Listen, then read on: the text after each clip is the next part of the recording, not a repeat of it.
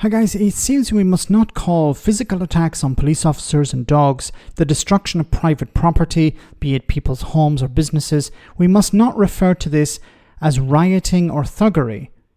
No, because that's not what it is. It's a working class rebellion.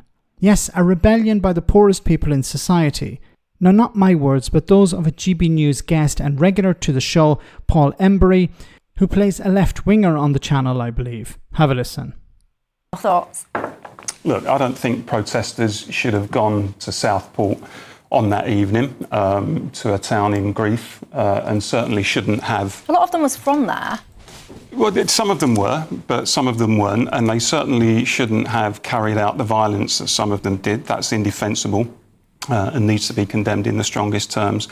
But it is totally lazy just to dismiss people the whole time as being far right. It is now the go-to label to attack any kind of working class rebellion, frankly. A working class rebellion? This, in your eyes, is a working class rebellion.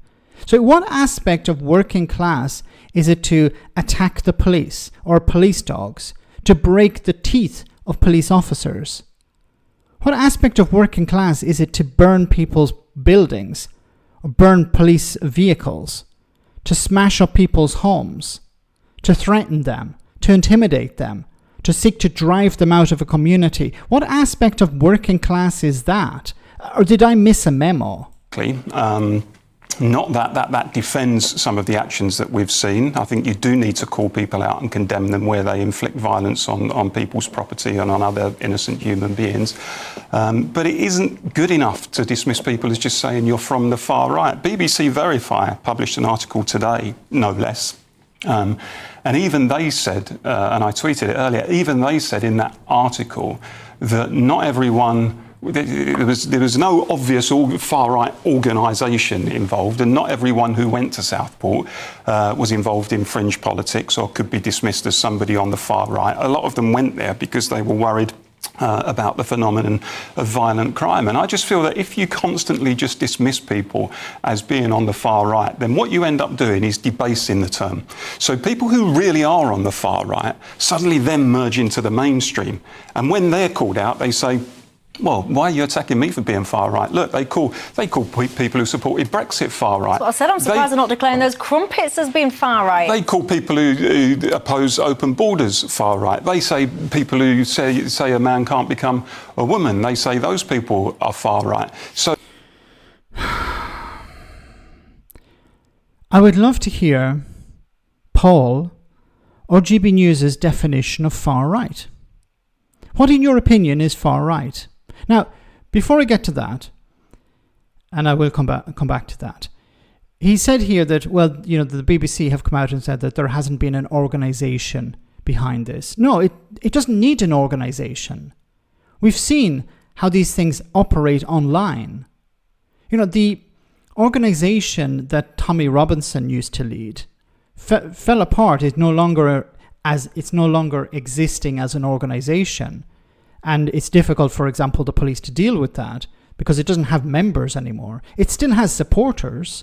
People still support what Tommy Robinson is talking about and trying to achieve, even though he doesn't have an organisation behind him. But as we've seen, they don't need to have organisations. They don't need to have structures. They can operate online. They can put out a tweet or they can put something on Facebook, and a whole load of people can be organised in a matter of hours to turn up at a town and cause massive amounts of damage. But I want to go back to the other point I made. What is their definition of far right? You notice that the people on the right, or who claim to be on the centre right, will never give us a definition of far right. Is it people with swastikas? Is it people with shaved heads who smash police officers in the face and swear at them in all sorts of ways? Are they far right? Because as soon as you define far right, then you'll have to defend it because these people turn up at these riots. You can try and say, well, they're not part of the original riot or they're not part of the original protest. Then there's an onus on you to keep those people away, to tell them that they're not welcome. But you notice And you'll continue to see this going forward. People like Paul and GB News will never give us a definition of far right. They'll just attack people for using the term. They say, you shouldn't be using the term far right. Okay, give us a definition. Well, they won't give you a definition, because as soon as they do, then they'll have to defend people on their team engaging in that sort of behavior. Unfortunately, this is going to go on for some time. Tensions are at boiling point, and very bad actors are happy to see them continue and see more and more trouble on the streets.